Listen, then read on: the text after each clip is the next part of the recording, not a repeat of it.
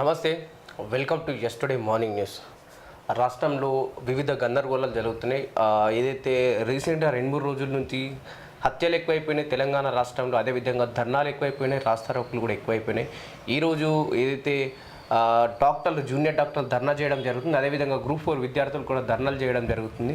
ఒకవైపు చూస్తే మరోవైపు హైదరాబాద్లో వరుస హత్యలు జరుగుతున్నాయి. అసలు ఏ లా అండ్ ఆర్డర్ ఎడిపోతుందని చెప్పేసి చాలా వరకు క్వశ్చన్ చేసే ప్రయత్నం చేస్తున్నారు మేధావులు కానీ లేక ఉద్యమకారులు కానీ. అదేవిధంగా ఈరోజు నుంచి పార్లమెంట్ 18వ పార్లమెంట్ సెక్షన్ మొదలు కాబోతుంది. అసలు పార్లమెంట్ ఎలక్షన్ అయిపోయిన తర్వాత, ప్రమాణ స్వీకారం తర్వాత మొదటిసారి 18వ పార్లమెంట్ సమావేశాలు జరగబోతున్నా. అసలు ఎలాంటి నిర్ణయాలు తీసుకోబోతున్నా అనే విషయాలపైన మాట్లాడే ప్రయత్నం చేద్దాం. కాస్త మనతో పాటు మార్నింగ్ న్యూస్లో కంటే సాయన్న గారు ఉన్నారు. ఒకసారి మనం మార్నింగ్ న్యూస్లో ప్రధాన పేపర్లో ప్రధాన వార్తలు చూసే ప్రయత్నం చేద్దాం. ముందుగా దిశ నీట్ ఇష్యూపై CBI case. NEET re exam 750 మంది గైరాజరు. మొత్తం 1563 మందిలో పరీక్ష రాసిన వారి సంఖ్య 813. ఏంటి ఏదైతే నీట్ పేపర్పై రీ ఎగ్జామ్ పెడితే దానికి కేవలం 750 మంది ఎగ్జామ్ రాయడం, దీన్ని ఎట్లా చూస్తారు? అదే ఏది ఏమైనా విద్యా వ్యవస్థలోనే మార్పులు జరగాల్సిన అవసరం ఉన్నది. విద్యా వ్యవస్థలో మార్పులు రాకుండా ఇక ఇలాంటివన్నీ కూడా జరుగుతూ ఉంటే విద్యా ప్రమాణాలు తగ్గే అవకాశం ఉన్నది. కాబట్టి ఇప్పటికైనా కేంద్ర ప్రభుత్వం ఆలోచించి విద్యా వ్యవస్థలో సమూలమైన మార్పులు తీసుకురావాలి. అంతేకాకుండా విద్య అనేది రోజు రోజుకు వ్యాపారం అవుతున్నది. ఈ వ్యాపారం అవుతున్నది కాబట్టే ఇవాళ డబ్బు కోసం ఇలాంటి అవకతవకలు జరుగుతున్నాయి, ఇలాంటి అక్రమాలకు పాల్పడుతున్నారు. కాబట్టి వాళ్ళ పేపర్ లీక్ అవుతుంది అని అంటే ఆ డబ్బులకు అమ్ముకుంటున్నారు, లక్షల రూపాయలకు పేపర్ లీక్ చేసి అమ్ముకుంటున్నారు అని అంటే ఇక్కడ వీటన్నిటికీ కారణం ఏంటి అంటే ధన రాజకీయాలే కారణమవుతున్నాయి. కాబట్టి వీటిని కంట్రోల్ చేయాల్సినటువంటి శక్తి సామర్థ్యాలన్నీ ఎవరి చేతిలో ఉన్నాయి? ఈ పాలకుల చేతిలో ఉంటున్నాయి. కాబట్టి పాలకులు ఎలా నిర్మాణం అవుతున్నారు? మళ్ళీ డబ్బులు పెట్టి, పెట్టుబడులు పెట్టి రాజకీయాల్లోకి వస్తున్నటువంటి నాయకులు ఉన్నారు. కాబట్టి అలాంటి నాయకుల వల్లనే ఎప్పుడైతే రాజకీయ వ్యవస్థ అంటే all systems under control political system అంటాం, ఆ పొలిటికల్ వ్యవస్థలోనే ఎప్పుడైతే ఈ ధన రాజకీయాలు కొనసాగుతాయో, ఆ పొలిటికల్ వ్యవస్థలోనే అవినీతి స్టార్ట్ అవుతుందో, ఇక దాని కింద పనిచేసేటటువంటి అన్ని వ్యవస్థలు కూడా అవినీతికి గురయ్యే అవకాశం ఉన్నది.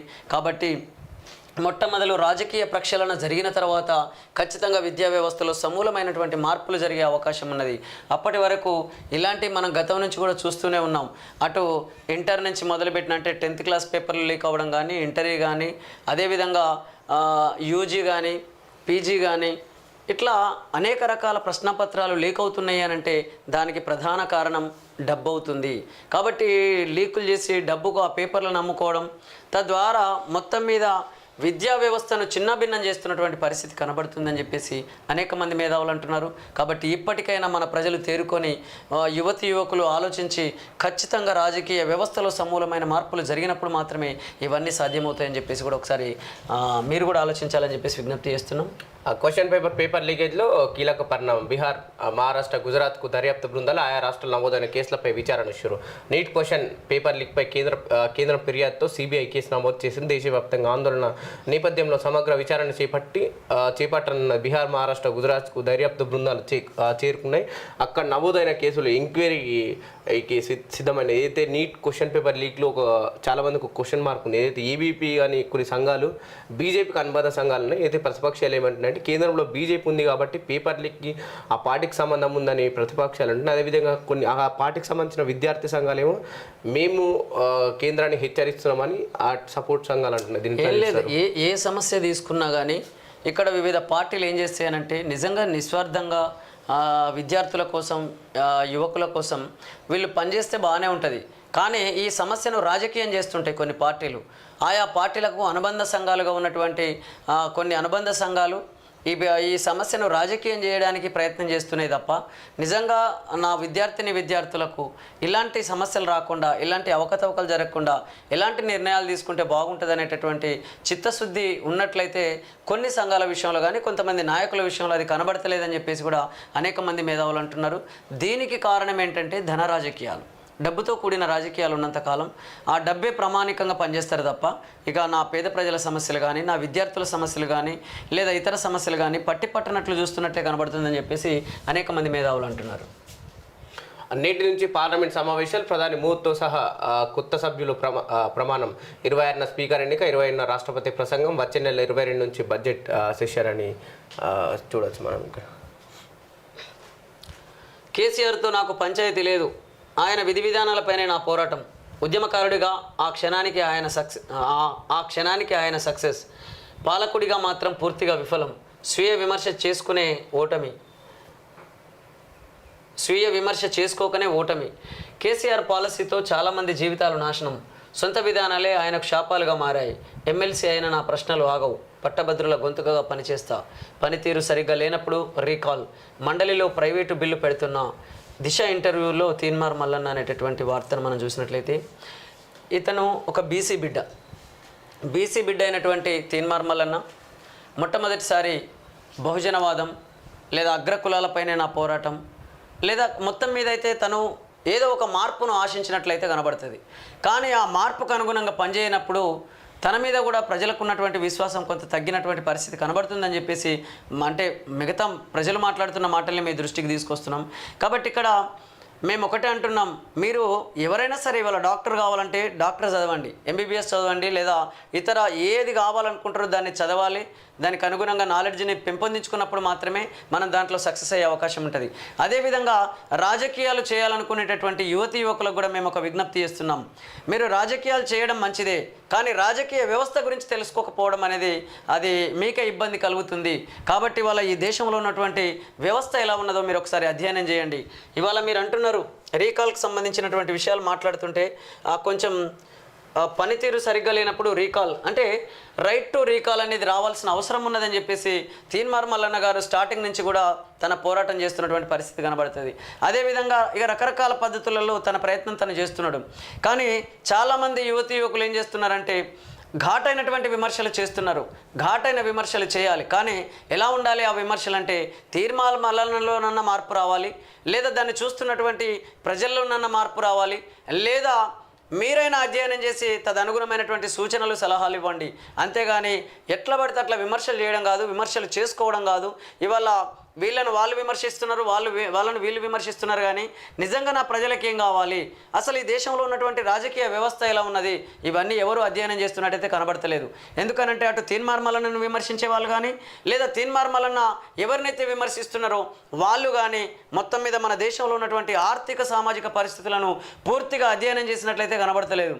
అదేవిధంగా ఈ ఆర్థిక సామాజిక పరిస్థితులకు అనుగుణంగా మన దేశ రాజకీయ వ్యవస్థను రూపొందించుకోవాల్సినటువంటి అవసరం ఉన్నది అనే విషయాన్ని ఎవరు కూడా గమనిస్తున్నటువంటి పరిస్థితి అయితే కనబడతలేదు అని చెప్పేసి అనేక మంది మేధావులు మాట్లాడుతున్నారు. ఇవాళ రైట్ టు రీకాల్ రావాలంటే ఎట్లొస్తుంది?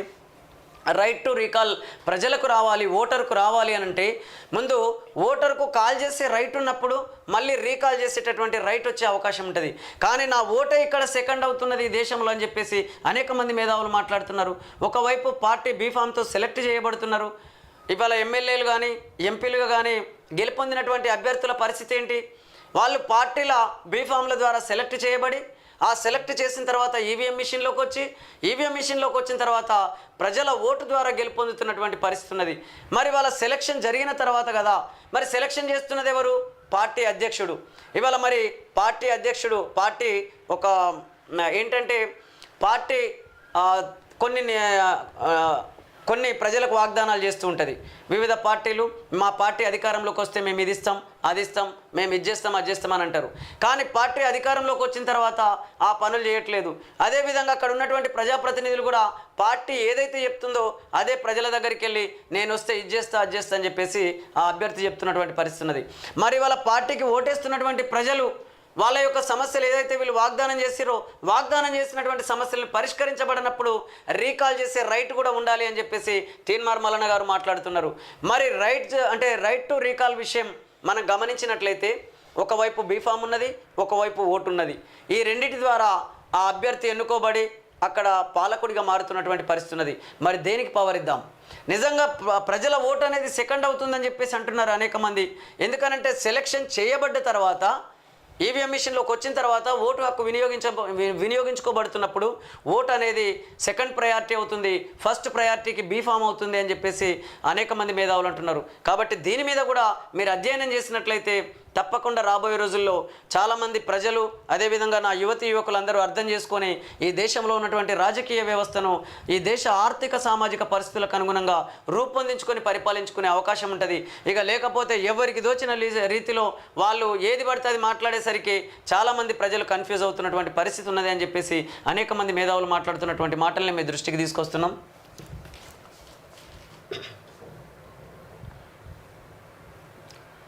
కాంగ్రెస్లోకి సంజయ్ కుమార్, బీఆర్ఎస్కు మరో ఎదురుదెబ్బ. సీఎం రేవంత్ సమక్షంలో చేరిన జగిత్యాల ఎమ్మెల్యే హస్తినాకు సీఎం మంత్రులు రాష్ట్ర అవసరాలపై కేంద్ర మంత్రులతో భేటీలు, కాంగ్రెస్ ఎంపీల ప్రమాణ స్వీకారానికి హాజరు, విభజన చట్టం అంశాలపై కొత్త ఎంపీలకు గైడెన్స్. గులాబీ పార్టీకి దెబ్బ మీద దెబ్బ తగులుతున్నది. బీఆర్ఎస్ జగిత్యాల ఎమ్మెల్యే సంజయ్ కుమార్ ఆదివారం సీఎం రేవంత్ రెడ్డి సమక్షంలో కాంగ్రెస్ పార్టీలో చేరారు. ముఖ్యమంత్రి ఆయనకు హస్తం పార్టీకి కండువా కప్పి పార్టీలోకి ఆహ్వానించారు. 3 రోజుల క్రితం బాన్స్వాడ ఎమ్మెల్యే పోచారం శ్రీనివాసరెడ్డి బీఆర్ఎస్ను వీడి కాంగ్రెస్లో చేరారు.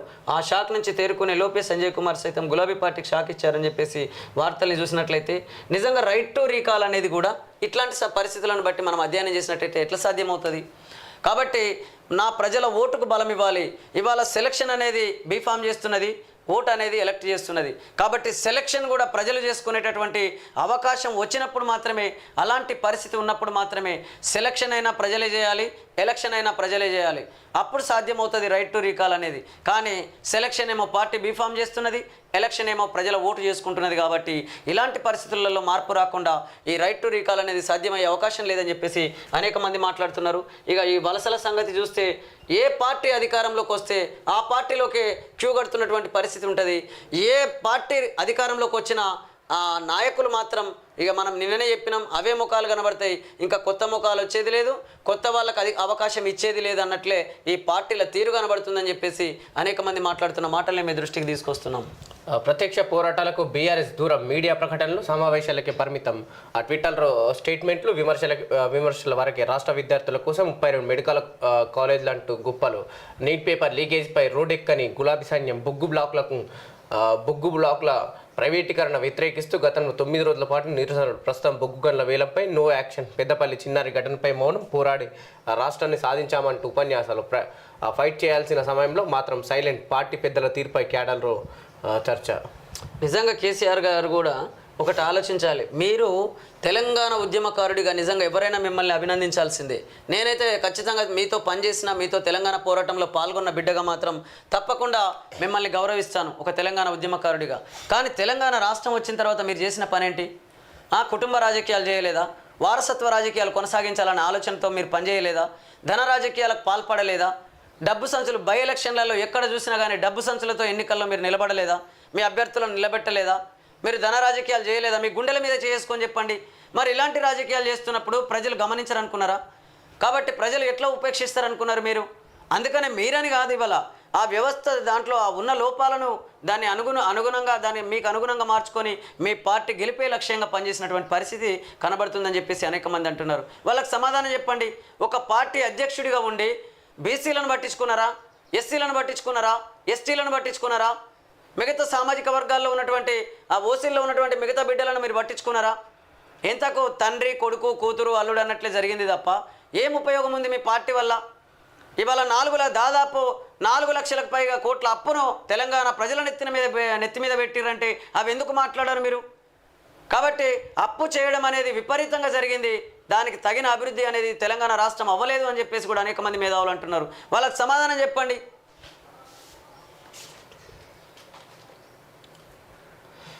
ప్రజ్వల్ రేవన్న సోదరుడు సూరజ్ రేవన్న అరెస్ట్. లైంగిక దాడి చేశాడని పార్టీ పురుష కార్యకర్త ఫిర్యాదు. బాధితుడిని ఆసుపత్రికి తరలించి వైద్య పరీక్షలో. ఒంటిపై గాయాలు ఉన్నట్టు గుర్తింపు. గతంలో ప్రజ్వల్ రేవన్నపై ఇది లైంగిక దాడి తమిళనాడు మన కర్ణాటక చెందిన నాయకుడు తమ్ముడు గతంలో ఆరోపణలు కూడా వచ్చాయి. ఎంత సిగ్గుచేటు. ఇవాళ ఒక నాయకులు, ప్రజాప్రతినిధులుగా ప్రజల వద్దకు వస్తున్నటువంటి నాయకులే ఇవాళ ఇలాంటి లైంగిక దాడులకు, మహిళల మీద లైంగిక దాడికి పాల్పడుతున్నారు అని అంటే ఈ వార్తల్ని చూస్తే జర సిగ్గు తెచ్చుకోవాలి. అలాంటి వాళ్ళు, అలాంటి ఆలోచన కలిగిన వాళ్ళు కానీ లేదంటే అలాంటి అవగాహనతో ఉన్నటువంటి వాళ్ళు సిగ్గు తెచ్చుకోవాలి. ఎందుకయ్యా మీరు ప్రజల్లోకి రావడం, ప్రజాప్రతినిధులుగా మీరు ప్రజల్లోకి వస్తూ ఒకవైపు ఇలాంటి వార్తలు వస్తున్నాయంటే, కానీ ఇందులో ఇంకొకటి వాస్తవాలు ఎంతో కూడా తెలియనటువంటి పరిస్థితి ఉన్నది. ఇవన్నీ కూడా ఎత్తుగడలు, ఎత్తుకుపై ఎత్తు వేస్తూ రాజకీయాలలో రకరకాల కుట్రలు జరుగుతున్నాయి. ఈ కుట్ర రాజకీయాలకు అవకాశాలు ఉన్నాయి కాబట్టి నిజంగా అందులో వాస్తవాలన్నీ అవాస్తవాలన్నీ మరి నిజంగానే జరిగినట్లయితే ఖచ్చితంగా వాళ్ళకైతే సిగ్గుండాలి. అలాంటి పని చేయడం అనేది కరెక్ట్ కాదు. కాబట్టి రాబోయే రోజులలో ఇలాంటి కుట్ర రాజకీయాలకు, ఇలాంటి కుతంత్రాలకు, ఇలాంటి లైంగిక దాడులకు పాల్పడ్డటువంటి వాళ్లకు రాజకీయాల్లో అవకాశం లేకుండా చూడాల్సినటువంటి అంటే అట్లాంటి బాధ్యత ఈ వివిధ పార్టీల అధ్యక్షుల మీద ఉన్నది. అదేవిధంగా ఈ కేంద్ర రాష్ట్ర ప్రభుత్వాల మీద, ఈ ఎన్నికల వ్యవస్థ మీద ఉన్నది. కాబట్టి ఎన్నికల సంఘం కూడా ఇలాంటి వాళ్ళను రాజకీయాల్లోకి రాకుండా చూస్తే బాగుంటుందని చెప్పేసి అనేక మంది కోరుకుంటున్నారు. మరి చూడాలి రాబోయే రోజుల్లో ఈసీ ఎలాంటి నిర్ణయాలు తీసుకుంటుంది, అదేవిధంగా కేంద్ర ప్రభుత్వం కూడా ఎలాంటి నిర్ణయాలు తీసుకుంటుందో చూడాలి. ఆ భూమి వైపు దూసుకొస్తున్న గ్రహ శకలం 2038 జూలై 12 భూమిని ఢీకొట్టే ఛాన్స్, ప్రమాదం జరిగేందుకు 72% అవకాశం, దాన్ని నియంత్రణకు మేము సిద్ధంగా లేకపోవచ్చని నాసా ప్రకటించింది. చూడాలి మరి ఏం జరుగుతుందో. బీఆర్ఎస్ పార్లమెంట్ డిప్యూటీ లీడర్గా వద్దిరాజు, పార్టీ విప్గా దామోదర్ రావు నియామకం. సీఎం అంటే కటింగ్ మాస్టర్ పథకాల్లో లబ్ధిదారులకు కూత పెట్టడమే లక్ష్యమా? సీఎం అనే పదానికి ఇదే సరికొత్త నిర్వచనమా? రుణమాఫీకి కొర్రెలు పెడితే ఊరుకోబం, ప్రచారంలో అందరికీ అన్నీ అన్నారు, ఇప్పుడు కొందరికి కొన్ని అంటున్నారు. ట్విట్టర్ వేదికగా కేటీఆర్ ఫైర్. ఇప్పుడు చూడండి, బీఆర్ఎస్ పార్లమెంటరీ డిప్యూటీ లీడర్గా వద్దిరాజు. ఇప్పుడు ఖమ్మం జిల్లాకు సంబంధించినటువంటి వద్దిరాజు రవిచంద్ర గారు డిప్యూటీ లీడర్గా తనను ప్రమోట్ చేసినటువంటి పరిస్థితి బీఆర్ఎస్ పార్టీది. మరి అదే మీ బీఆర్ఎస్ పార్టీ అధికారంలో ఉన్నప్పుడు బీసీలకు ఎందుకు ఇలాంటి అవకాశాలు ఇవ్వలేదు?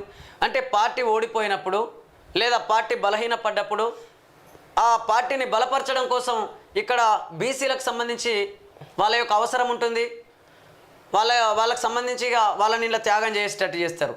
ఇప్పుడు ఆ వద్దిరాజు రవిచంద్ర గారు అంతో ఇంతో మన కూడబెట్టిన డబ్బులుంటే అవన్నీ కూడా తీసుకొచ్చేసి ఇప్పుడు ఈ పార్టీని నడపాలి, ఈ పార్టీని అభివృద్ధి చేయాలి.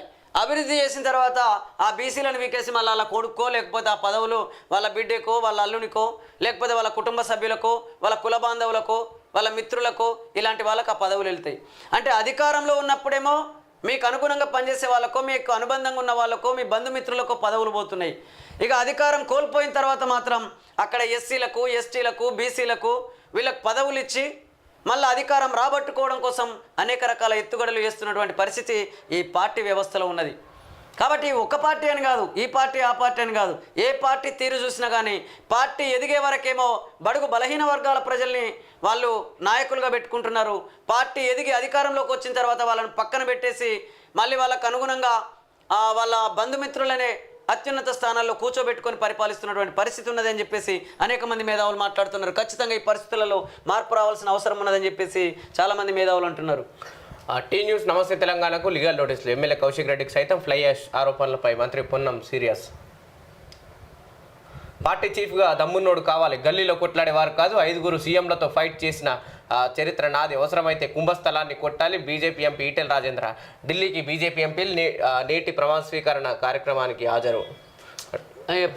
ఏమున్నది, పార్టీ చీఫ్గా దమ్మున్నోడు కావాలి అని అంటే ఈటెల రాజేందర్ ఇప్పుడు ఈటెల రాజేందర్ అన్న 5 సీఎంలతో ఫైట్ చేసిన చరిత్ర నాది అని చెప్పేసి మాట్లాడుతున్నాడు. ఏం సాధించారు? 5 సీఎంలతో ఫైట్ చేసి మీరు సాధించింది ఏంది రాజేందర్ అన్న? ఒక బీసీ బిడ్డగా, ఒక బలహీన వర్గాలకు సంబంధించిన బిడ్డగా మీకు ఉన్న గుర్తింపు. ఇవాళ బీసీ అంటే బ్యాక్వర్డ్ క్లాసెస్ అంటున్నారు, మరి ఓసీ అని అంటే అప్పర్ క్యాస్ట్ కావచ్చు, ఓపెన్ కేటగిరీ కావచ్చు, ఏదైనా కావచ్చు. బీసీ అంటే ఒక బ్యాక్వర్డ్ క్లాసెస్, వెనుకబడ్డ తరగతి. అంటే మనకంటే ముందు ఎవరో ఒక తరగతులు ఉన్నట్టే కదా. మరి ముందుబడ్డ తరగతులకు వెనుకబడ్డ తరగతులతో ఎట్లా పోటీ పెడతారని ఎందుకు అడగలేకపోతున్నారు? కాబట్టి దేశంలో ఎస్సీలు, ఎస్టీలు, బీసీలు, ఓసీలు ఉన్నారని చెప్పేసి ఒకవైపు గుర్తిస్తూనే అత్యున్నత స్థానాలకు రాజకీయంగా సమానమైన పోటీ పెట్టడం ఎంతవరకు కరెక్ట్ అని చెప్పేసి మీరు ఎందుకు మాట్లాడలేకపోయారు? కాబట్టి మీరు కూడా చేసింది ఏందన్నా, ఇవాళ తెలంగాణ ఉద్యమకారుడిగా మీకు ఒక గొప్ప పేరున్నది. ప్రజలు మిమ్మల్ని ఆదరించారు, మిమ్మల్ని గౌరవిస్తారు. ఇప్పుడు కాదు, ఎప్పటికైనా మిమ్మల్ని గౌరవిస్తారు. కానీ మీరు చేస్తున్నది ఏంటి? ఇవాళ ఈ పార్టీలో ఉంటారు, లేకపోతే మరో పార్టీలోకి పోతారు. అక్కడ వాళ్ళు ఇచ్చే పదవులకు కట్టుబడి మీరు వాళ్ళు చెప్పిన మాటలు వినాలి, వాళ్ళు చెప్పినట్లు చేయాలి. అదే అన్న మనకు కావాల్సింది. మన బీసీలకు రాజ్యాధికారం వద్దా? మన బీసీలు ఈ దేశాన్ని నేలొద్దా? కాబట్టి ఈ దిశగా మీరు ఎందుకు అడుగులు వేయట్లేదు? నేను అంటున్న మాట కాదు రాజేందర్ అన్న, అనేక మంది బీసీ నేతలు మాట్లాడుతున్నారు. కాబట్టి ఈ దేశంలో దేశం అంటే ఒక ఓసీలే కాదు, దేశం అంటే ఒక బీసీలు కాదు, దేశం అంటే ఎస్సీలు కాదు, ఎస్టీలు కాదు. ఈ దేశం అనంటే ఎస్సీ, ఎస్టీ, బీసీ, ఓసీ, మహిళలు, అందరూ కలిసి ఈ దేశాన్ని నిర్మాణం చేసుకుంటున్నారు, ఈ దేశాన్ని నడిపించుకుంటున్నారు, ఈ దేశానికి కావలసినటువంటి రాజకీయ వ్యవస్థలో ఓట్లేస్తున్నారు, పన్నులు కడుతున్నారు, ప్రభుత్వ ఆఫీసులలో ఉద్యోగాలు చేస్తున్నారు. మరి అన్నింటిలో అందరి భాగస్వామ్యం ఉన్నప్పుడు అధికారంలో అందరికీ భాగస్వామ్యం ఉండన్నా వద్దా ఒకసారి ఆలోచించు. ఆ దిశగా మీ పోరాటం ఎందుకు జరగడం లేదో మీరు ఆత్మవిమర్శ చేసుకోండి.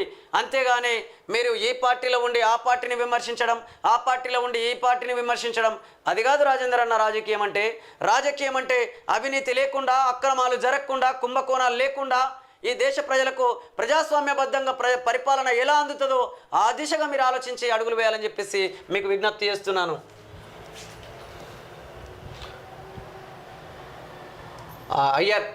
ఐఆర్సిటీసీలో వ్యక్తిగత ఐడితో జరిమానాతో పాటు తీవ్ర పరిణామాలు. రైల్వే మంత్రిత్వ శాఖ కీలక మార్పులు. అయితే ఐఆర్సిటీసీలో వేరే వాళ్ళకి టికెట్ బుక్ చేస్తే వాళ్ళకు జరిమానా కానీ లేదు జైలు శిక్ష పడే అవకాశాలు ఉన్నాయి. కొత్త మార్పులు రైల్వే శాఖలో.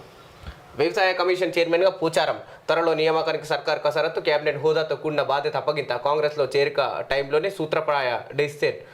సముచిత గౌరవం కల్పిస్తామని సీఎం ప్రకటన. ఇటీవల బీఆర్ఎస్ నుంచి కాంగ్రెస్లోకి చెందిన ఎమ్మెల్యే పోచారం శ్రీనివాసరెడ్డికి సముచిత గౌరవం కల్పిస్తామని అదే టైంలో సీఎం రేవంత్ రెడ్డి ప్రకటించారు. అందుకు అనుగుణంగా ఆయనకు వ్యవసాయ కమిషన్ చైర్మన్ బాధ్యతలు అప్పగించాలని ప్రభుత్వం కసరత్తు చేస్తున్నట్టు సమాచారం. ఆయనకు వ్యవసాయంపై ఉన్న మక్కువతో ఆ బాధ్యతలు అప్పగిస్తే బాగుంటుందనే చర్చ జరగడంతో త్వరలో దీనిపై ప్రభుత్వం స్పష్టమైన నిర్ణయం తీసుకోనున్నది. చూడాలి మరి. ఇప్పుడు పోచారం శ్రీనివాస్ రెడ్డికి ఆ శాఖ ఇవ్వబోతున్నారు అని అంటే నిజంగా వ్యవసాయంలో ఏమైనా మార్పులు తీసుకొస్తారా? మరి అంతకుముందు మీరు చేసిన పనులలో ఎంత మేరకు మార్పు జరిగింది? మరి ఇప్పుడు ఏ రకమైన మార్పులు తీసుకురాకపోతున్నారు?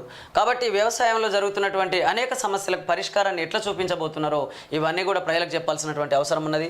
కానీ ఏది ఏమైనా అధినాయకత్వం చేతుల్లో వీళ్ళంతా కీలుబొమ్మలే తప్ప వీళ్ళకున్న పవర్స్ లేవు.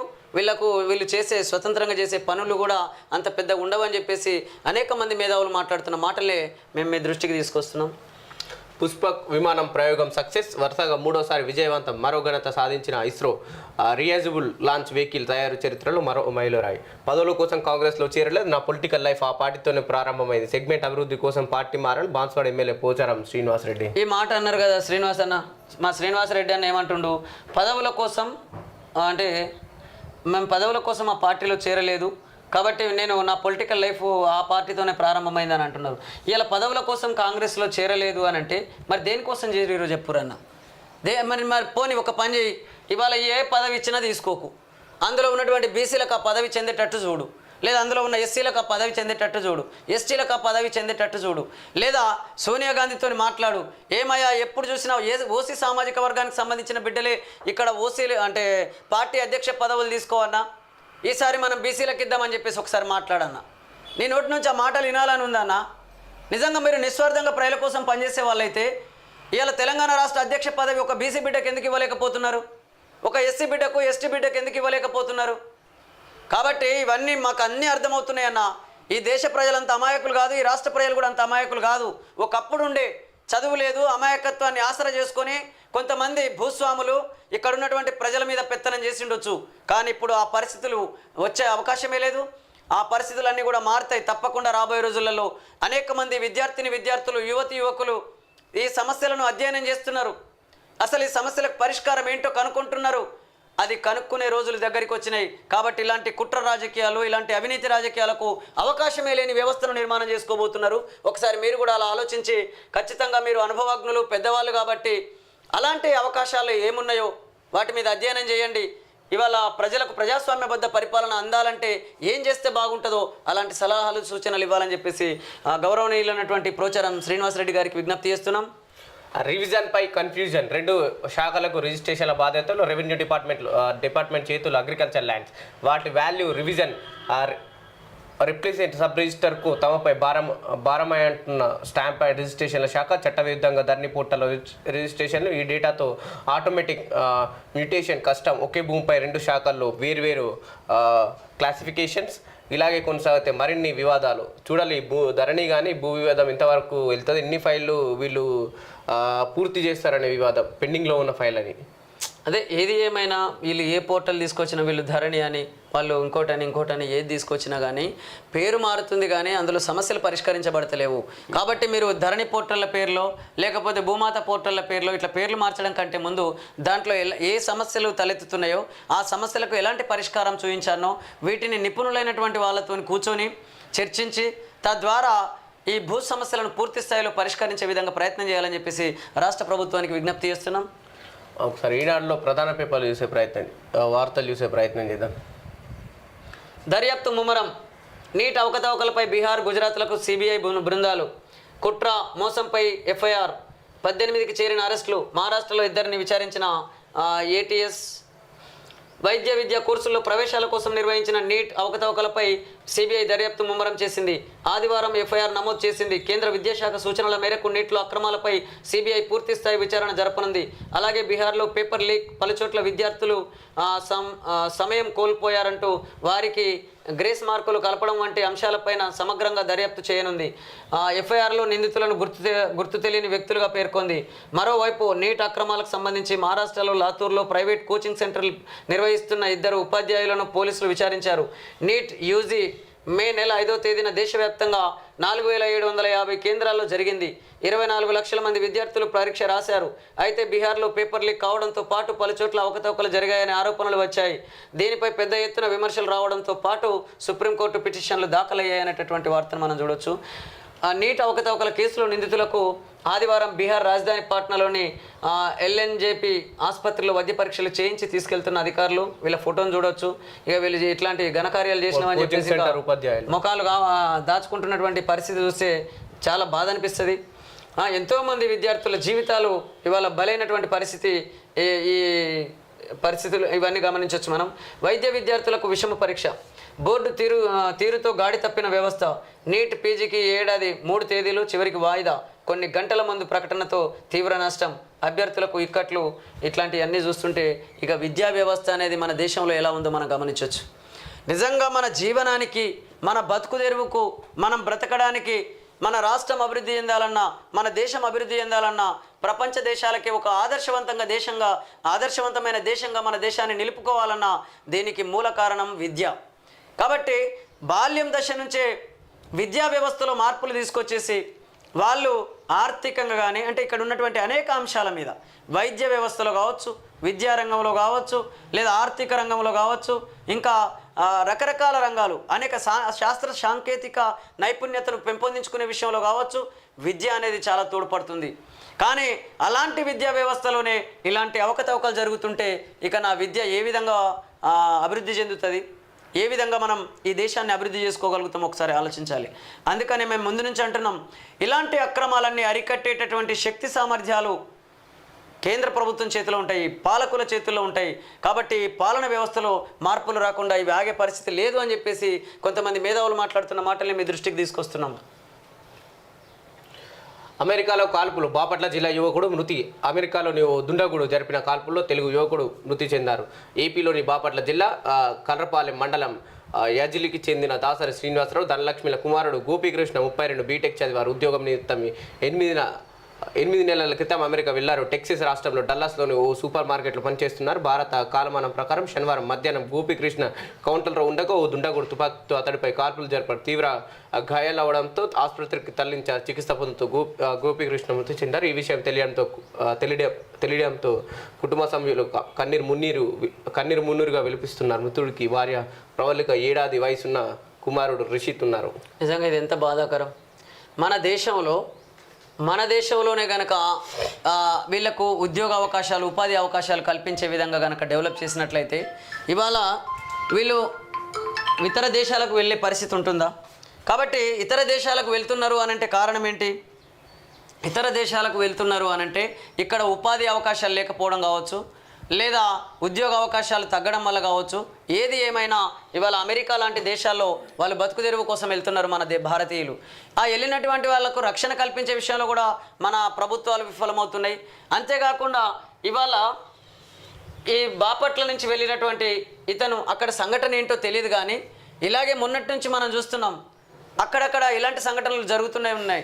విదేశాలకు వెళ్ళినటువంటి ఆ భారతీయులు ఇవాళ వాళ్ళు ప్రాణాలతో తిరిగి వస్తారా లేదా అనేటటువంటి అనుమానాలు కలిగే విధంగా ఇలాంటి సంఘటనలు చోటు చేసుకుంటున్నాయి. మనం ఈ మధ్య చాలా చూస్తున్నాం.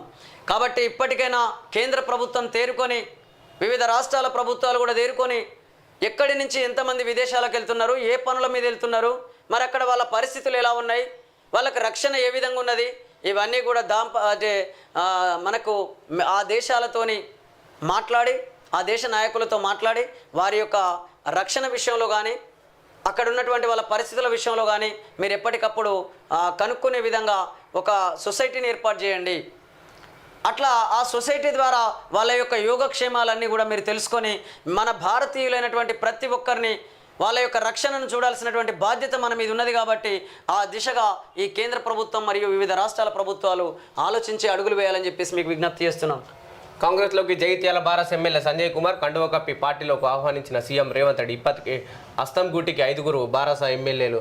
అగ్రరాజ్యంలో కొలువుల సంక్షోభం, ఉద్యోగాలు దొరక్క తెలుగువారికి కష్టాలు, ఐటీ రంగంలోనే సమస్య తీవ్రం, అక్కడ ఉండలేక వెనక్కి రాలేక సతమతం, మరికొన్నాళ్ళు ఇదే పరిస్థితి ఉంటుందన్న కన్సల్టెంట్లు. వాళ్ళకు కూడా భయం వేస్తుంది. ఇప్పుడు మనకు కదా మన భారతదేశానికి ఆంగ్లేయులు వచ్చి వర్తకపు సరుకు వ్యాపారంతో ఈస్ట్ ఇండియా కంపెనీ పెట్టి మెల్లగా ఆ వ్యాపారం ముసుగులో వచ్చి తర్వాత మొత్తం అన్ని వ్యవస్థలన్నీ కూడా వాళ్ళ గుప్పిట్లో పెట్టుకొని దాదాపు 200 సంవత్సరాలు పరిపాలించినటువంటి ఆంగ్లేయులు ఇవాళ ఆ 200 సంవత్సరాల పరిపాలన చూసినటువంటి భారతీయులు ఏం చేశారు, చివరికి మా దేశానికి స్వతంత్రం కావాలని చెప్పేసి పోరాటం చేసి ఇవాళ ఆంగ్లేయులను తరిమేసి మన దేశానికి స్వాతంత్రం తీసుకున్నటువంటి పరిస్థితి ఉన్నది. కాబట్టి మిగతా దేశాలు కూడా అదే భయం ఉంటుండొచ్చు. అరే నిజంగా వేరే దేశస్తులు ఈ దేశానికి వచ్చేసి వలస వచ్చి తర్వాత ఇక్కడ క్రమంగా తిష్ట వేసి మొత్తం మన దేశాన్ని వాళ్ళ గుప్పిట్లో పెట్టుకుంటారేమో, మళ్ళీ మన దేశ ప్రజలకు ఉద్యోగాలు లేక ఉపాధి లేక మనం ఇబ్బంది పడాల్సి వస్తుందేమో అనేటటువంటి ఒక భయం అనేది ఖచ్చితంగా ఏ దేశంలో ఉన్నటువంటి వాళ్ళకైనా ఉంటుంది. కాబట్టి అలాంటి భయాలకు గురవుతున్నారా, మరి దేనివల్ల ఈ హత్యలు జరుగుతున్నాయి, దేనివల్ల ఈ దాడులు జరుగుతున్నాయో ఇవన్నీ కూడా అధ్యయనం చేయండి. ఏది ఏమైనా ప్రతి భారతీయుడిని మనం కాపాడుకోవాల్సిన బాధ్యత ఉన్నది. ఆ దిశగా మన ప్రభుత్వాలు ఆలోచించాలని చెప్పేసి మేము కోరుకుంటున్నాం. పేదింటి పిల్లలకు నాణ్యమైన విద్య సమకృత గురుకుల పాఠశాల నమూనాలు సిద్ధం, సీఎం రేవంత్కు అందజేసిన ఆర్కిటెక్ట్లు. ఏమో పేదింటి పిల్లలకు నాణ్యమైన విద్య అంటున్నారు కానీ ఒకవైపు ప్రైవేట్ స్కూల్స్కు విపరీతంగా పర్మిషన్లు ఇస్తున్నారు. అదేవిధంగా ప్రైవేట్ స్కూళ్ళల్లో నాణ్యతను పెరుగుతున్నట్లు అనేక ప్రకటనలు వస్తుంటే ఆ ప్రకటనలన్నీ చూసి ఏ పేదలైనా కూలి చేసుకున్నట్టయినా కూడా ప్రైవేట్లోనే చదివించుకోవాలని అనుకుంటున్నటువంటి పరిస్థితిని అయితే ఈ రాష్ట్రంలో కల్పిస్తున్నారు. కాబట్టి ఇక్కడ మనం విద్యా వ్యవస్థను చూసినట్లయితే చాలా గ్రామీణ ప్రాంతాలలో, అనేక గిరిజన గూడాలలో, అనేక తాండాలలో ఇప్పటికీ బడులు లేనటువంటి పరిస్థితి ఉన్నది. ఆ బడులు నిర్మాణం చేయండి. ఆ బడులతో పాటు అక్కడ వాళ్ళకు కావలసిన ఏర్పాట్లన్నీ చేయండి.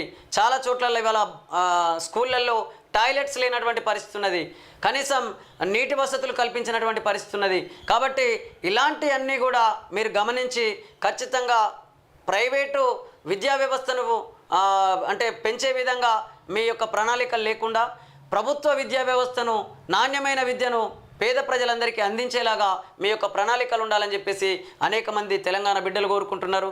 కాబట్టి రాష్ట్ర ప్రభుత్వం కానీ, అదేవిధంగా రాష్ట్ర ప్రభుత్వం నిర్మాణం చేసుకున్నటువంటి కాంగ్రెస్ పార్టీ అధినేతలు కానీ, అదేవిధంగా ముఖ్యమంత్రి అయినటువంటి రేవంత్ రెడ్డి గారు కానీ ముందు మన రాష్ట్రంలో అన్నిటికంటే విలువైనది విద్యా వ్యవస్థ.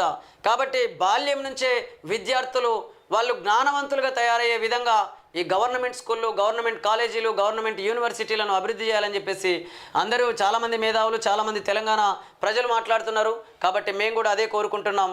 ఇక నుంచైనా మీరు మీ యొక్క ప్రణాళికలు కానీ, మీ యొక్క పనులు కానీ నా ప్రజలందరూ విద్యను, ఉచిత నాణ్యమైన విద్యను అందుకునే విధంగా ఉండాలని చెప్పేసి మేము మీకు విజ్ఞప్తి చేస్తున్నాం. ఇవి ఈ రోజున్నటువంటి మార్నింగ్ న్యూస్ అప్డేట్స్. చూస్తూనే ఉండండి ఎస్టుడే న్యూస్ తెలుగు.